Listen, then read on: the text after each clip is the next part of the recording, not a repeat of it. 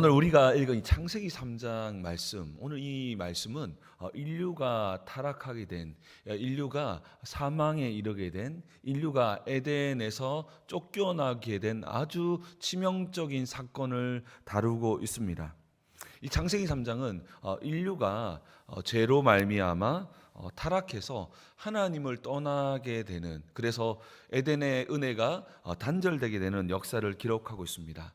그런데 오늘 이 창세기 3장의 말씀에 이슈는 어떤 과일을 따먹었냐 따먹지 않았냐에 있는 것이 아니라 그것보다 더 깊은 영적인 의미가 있습니다.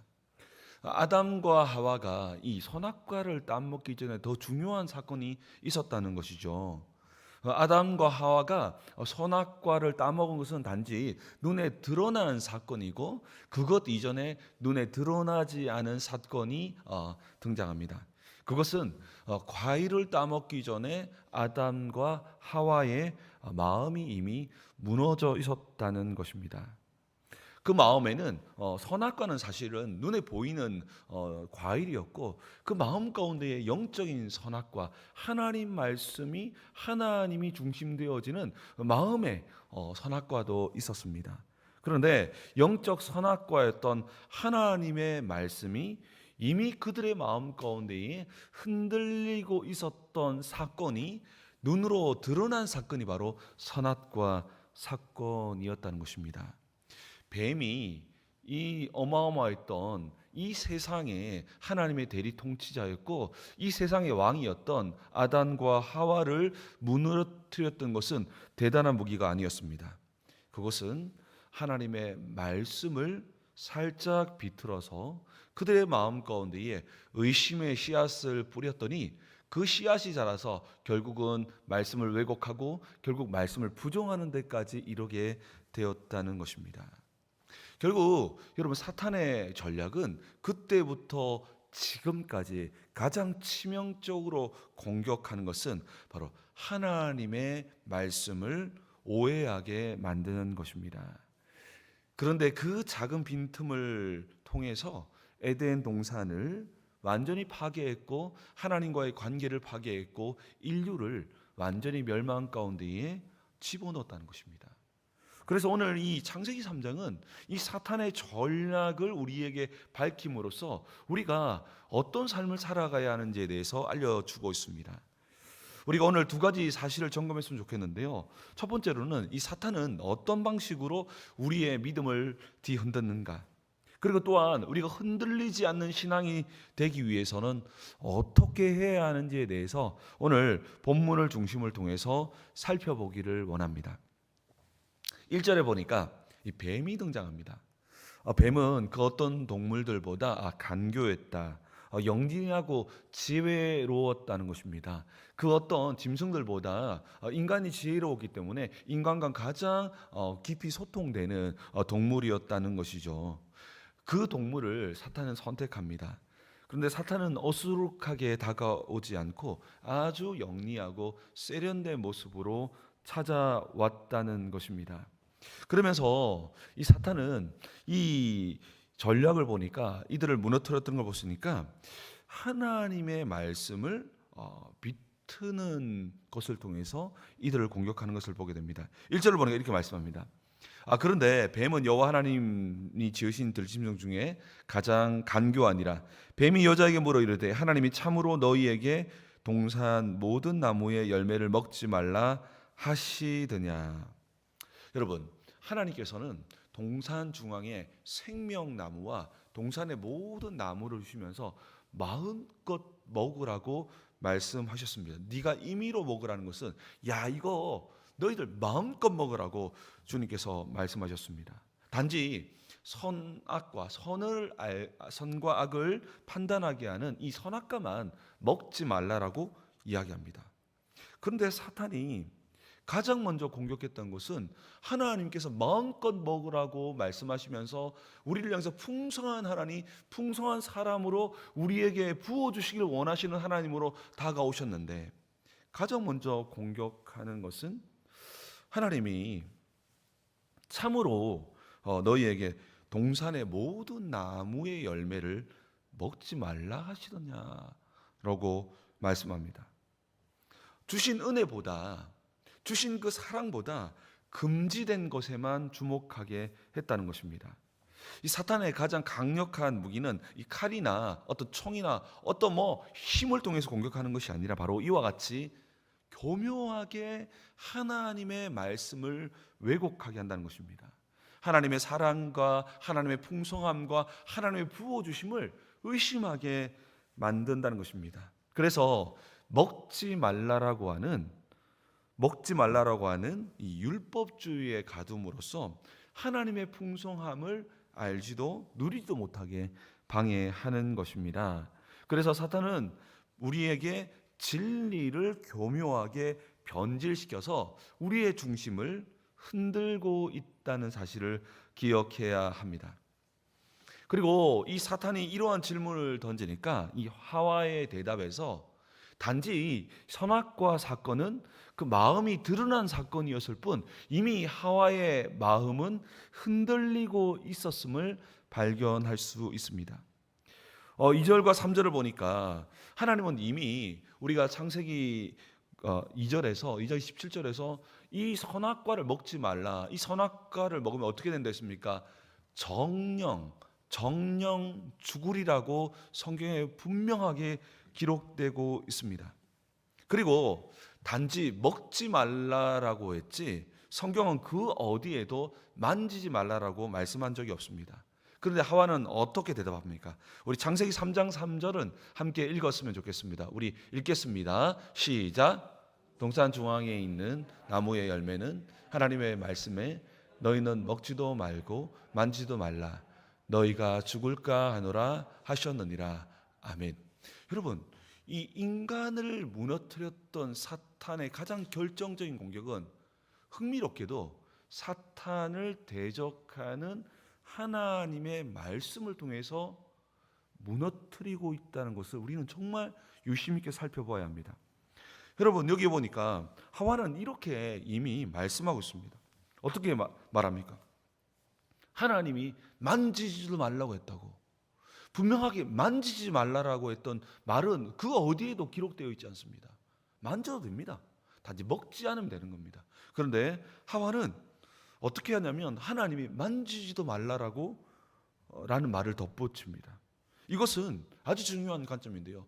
하나님 말씀에 내 종교적 열심을 인위적으로 보태어서 스스로 올가매는 바로 율법주의의 함정입니다. 이 율법주의의 함정은 바로 이 창세로부터 바로 우리 정말 역사를 거쳐 지금까지 우리에게 공격하는 방법이라는 겁니다. 하나님의 그 풍성한 말씀 속에서 나도 모르게 잘못된 종교적인 그러한 모습들과 허울을 뒤집어 씌워서 하나님이 그렇게 말씀하지 않았는데 그렇게 우리 스스로 올가매므로써 이것이 주님 기뻐한다고 함으로써 하나님을 궁극적으로 풍성하신 하나님, 우리에게 정말 모든 것을 당신의 사랑하는 독생자 아들까지 내어주시기를 원하셨던 그 하나님을 금욕주의를 베풀어서 우리 스스로를 뭔가 더 금욕주의적인 삶을 살아가고 이럴 때에 살아갈 때 하나님 기뻐하신다고 생각하면서 나도 모르게 그 율법주의적인 하나님을 무서운 하나님, 두려운 하나님, 이런 하나님으로 왜곡시켜 버림으로써 주님의 사랑을 단절시켜 버린다는 것입니다. 만지지도 말라라고 했다라고 그 하와의 마음 깊은 곳에 이미 뿌리 내려버렸던 율법주의의 마음이 있었음을 보게 됩니다. 또한 보면은 두 번째 이 하와의 어떤 오류가 뭐냐면 하나님은 반드시 정령 죽게 될 것이라 이야기했는데 오늘 본문에 보니까 3절에 보니까 너희가 죽을까 하노라. 여러분, 엄중한 경고를 죽을까 하노라, 정령 죽으리라 했는데 죽을까 하노라, 죽을 수도 있다, 이렇게 희석시켰습니다. 또한 이 어둠의 영들은 이 하나님 말씀을 내 편의대로 심판의 무게를 깎아내리는 이 방종주의적인 모습으로 향하게 합니다. 하와는 하나님께서는 나를 억압하시는 분, 또한 하나님께서는 적당히 타협 가능한 분이라고 방종주의로 흐르게 함으로써 이 두 가지의 결정적인 오류에 빠지게 함으로써 하나님의 사랑과 그 풍성함을 오해하게 만들고 누리지 못하게 만들어서 은혜를 단절시켜 버렸다는 것입니다. 여러분, 이와 같이 말씀에 대한 율법주의와 이런 방종주의는 정말 그때로부터 지금까지 교회를 공격하고 우리 영혼을 공격하는 아주 치명적인 방법이라는 것입니다.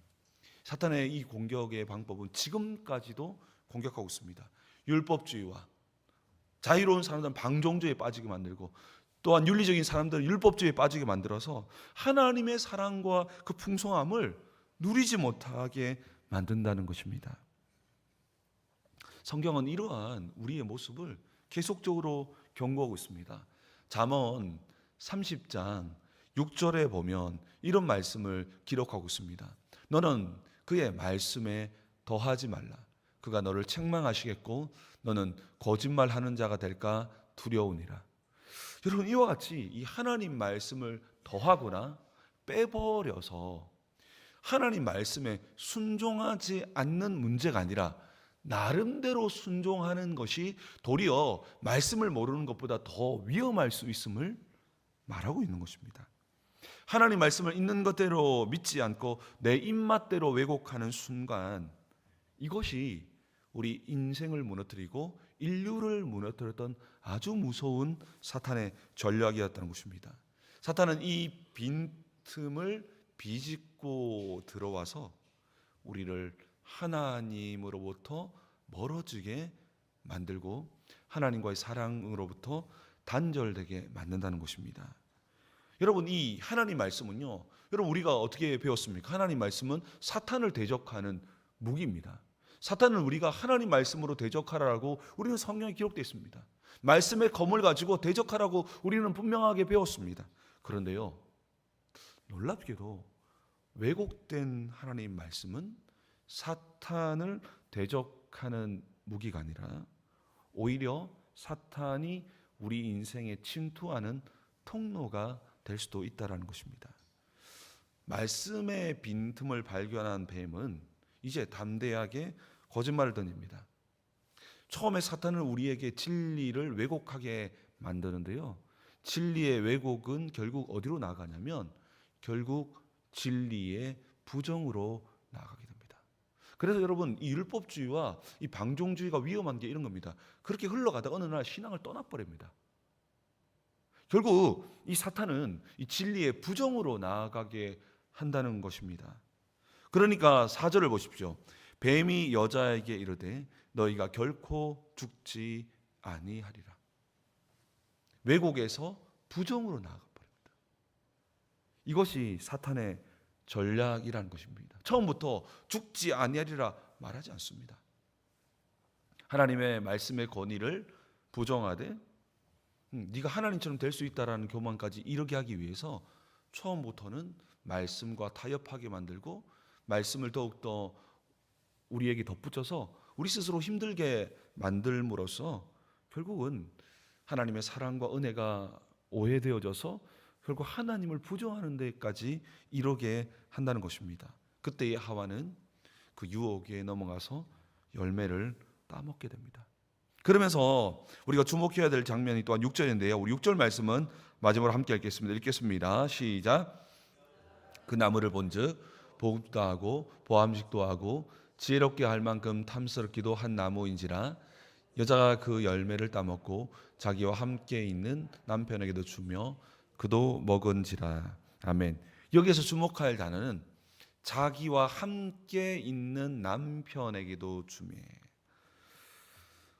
아담이 옆에 있었다는 겁니다. 그리고 바로 곁에 있었다는 것이죠. 영적인 가장이었던 아담은 이런 사탄의 거짓말 앞에서도 꾸짖지도 않고 아내를 막아서지 못했던 이유는 아담의 마음도 이미 흔들리고 있었다는 것을 보여줍니다. 그때에 아담은 결국 타락의 현장을 방관하고 결국 자신도 무너지게 된다는 것입니다. 우리는 오늘 이 본문을 통해서 우리가 뼈저리게 깨달아야 할 영적인 원리가 하나 있는데요, 그것은 때로는 사탄은 우리의 어떤 무서운 환경과 이런 여러 가지 공격들의 방향들이 있겠지만 가장 우리를 향해서 공격하는 부분은 말씀에 대한 우리의 태도를 공격한다는 것입니다. 정조준한다는 것입니다. 왜 그럴까요? 말씀을 의심하게 되면, 말씀을 왜곡하게 되면 시간 지나면 스스로 모든 것이 무너지게 되기 때문입니다. 그래서 사탄은 우리가 윤리적인 죄보다도, 죄를 짓는 것보다 하나님 말씀을 의심하고 왜곡하고 타협하는 것을 훨씬 더 좋아한다는 것이죠. 예수님께서도 마치 에덴 동산에서 선악과의 시험을 받으신 것처럼 사역을 하시기 전에 40일 동안 금식하시면서 사탄에게 시험을 받는 장면이 등장합니다. 그때도 3번의 시험의 장면이 기록되어져 있는데요. 그 시험을 했던 모든 사탄의 말들은 모든 성경의 말씀들을, 시편의 말씀들과 모든 말씀을 나름대로 인용해서 왜곡해서 예수님에게 공격했다는 겁니다. 그리할 때 예수님께서는 어떻게 그 모든 말씀을 이겼냐면, 왜곡된 말씀을 통해서 예수님께서 떡을 만들어 먹으라 하시면서 그 모든 성경에 있는 말씀을 가지고 짜집기를 해서 예수님께 공격을 한 겁니다. 그때에 예수님께서 이 유혹을 어떻게 이기셨냐라면 3번 모두 다 예수님께서는 이 말씀을 기록하고 있습니다. 그건 뭐냐면 3번의 유혹 모두 다 예수님께서는 기록되었을 때 하나님 말씀 있는 그대로, 하나님 말씀 있는 그대로가 예수님께서 이 사탄을 대적하는 길이었다는 것입니다. 그래서 마태복음 4장 7절에도 이렇게 말합니다. 예수께서 이러시되 또 기록되었을 때, 2번 다 계속해서 기록되었을 때 말하니까 또 기록되었을 때 주 너의 하나님을 시험하지 말라 하였느니라. 여러분, 우리가 이 기록되었을 때 오직 변하지 않는 하나님의 절대적인 말씀으로 사탄을 대적한 것이고, 하나님의 절대적인 말씀 앞에, 절대적인 복종 앞에 사탄은 떠나게 되는 것입니다. 그때 하나님 말씀이 사탄의 공격을 박살내는 최종 병기가 됨을 믿으시기 바랍니다. 그렇기 때문에 우리는 뭘 회복됩니다? 기록되었을 때, 있는 그대로. 그렇기 때문에 여러분들, 우리가 신앙생활하다 위험한 게 뭐냐면, 말씀은 있는데 계속적으로 말씀을 읽지 않고 또한 묵상하지 않으면 계속 사탄은 이 우리 안에 있는 말씀을 조금씩 왜곡해서 그 말씀을 가지고 우리를 무너뜨린다는 것입니다. 하와의 실패는 사실 말씀을 몰랐던 게 아닙니다. 문제는 뭡니까? 절대 진리로 받지 않고 자기 입맛대로 말씀을 이해하고 감이했다는 것입니다.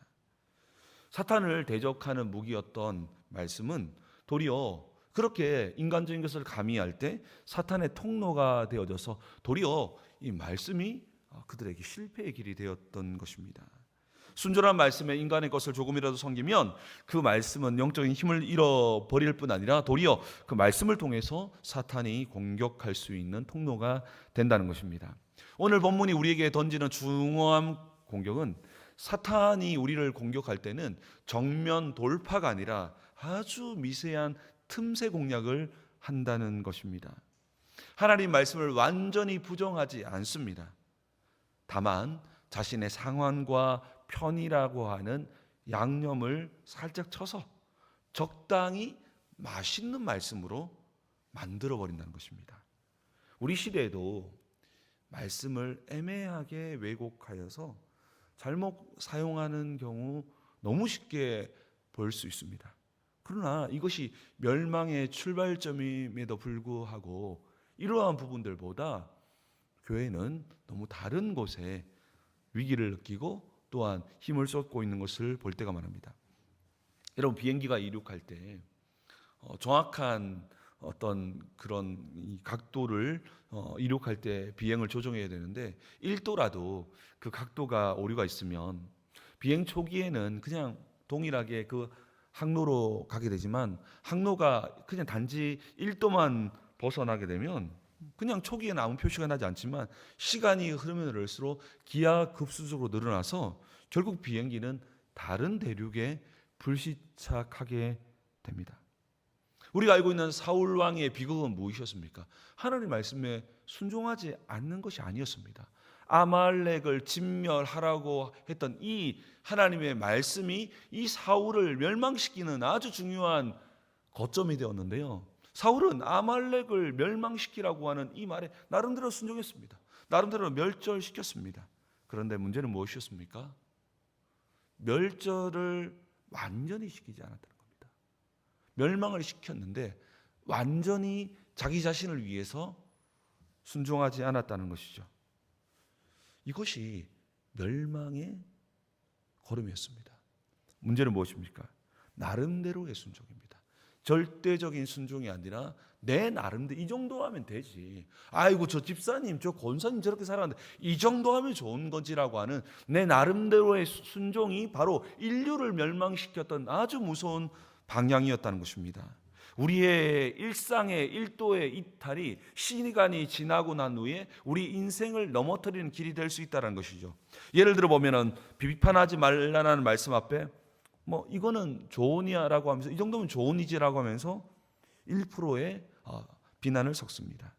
정직하라고 하는 말씀 앞에 사회생활하면 이 정도 융통성은 있어야지 하면서 1%의 거짓을 용납합니다.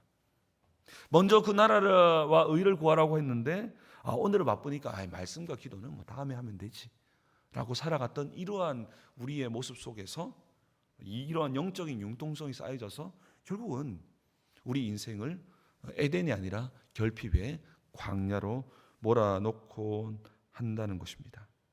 사랑하는 성도 여러분, 인류가 넘어지게 된 것은 말씀을 부정한 것이 아니었습니다. 말씀을 조금 가감했던 것뿐이었고 어쩌면 그냥 우리 일상에 흔해 보였던 길이었지만 사탄은 이 빈틈을 비집고 들어와서 결국은 하나님 말씀을 왜곡하게 만들었고 그 왜곡은 결국은 하나님 말씀을 부정하는 방향으로 이끌었다는 것입니다. 이러한 방향은 오늘날에도 동일하게 우리의 삶에 임하고 있습니다. 우리 나름대로의 순종은 순종과 비슷해 보이지만 아주 위험한 사탄의 통로가 될 수 있다는 것이죠. 그렇기 때문에 우리는 주의 말씀과 성령의 의지에서 예수님처럼 기록되었을 때 주의 말씀에 절대적으로 순종함을 통해서 이 말씀이 사탄을 대적하고 이 말씀이 우리의 인생 가운데 사탄을 무찌르는 영적인 최종 병기가 되기를 주의 이름으로 축복합니다. 우리 한번 기도했으면 좋겠습니다. 우리 기도할 때 하나님 아버지, 혹 우리 마음 가운데서도 하나님 하와처럼 하나님 말씀하지 않았는데 더 말씀을 더해서 우리 스스로 하나님의 사랑을 단절시켜서 율법죄에 빠져 있는 것은 없습니까? 또한 이 하와가 하나님께서 정령 죽으려고 말씀하셨는데 죽을까 하노라 하면서 이 말씀을 조금 타협함으로써 하나님 말씀에 벗어나는 우리의 삶은 없습니까? 우리 정말 기도할 때 하나님 아버지, 오늘도 우리에게 굳건한 믿음 부어주셔서 나름대로의 순종이 아니라 하나님 말씀 앞에 절대적인 순종으로 나아감으로써 이 말씀이 우리의 삶을 새롭게 하며 이 말씀이 우리의 삶을 살리며 이 말씀이 영적으로 승리케 하는 우리의 모든 걸음 되기를 원하오니 주님께서 우리 안에 절대적인 말씀을 회복시켜 달라고, 역사해 달라고 우리 다 함께 주여 한번 부르신 후에 기도합니다. 기도하겠습니다.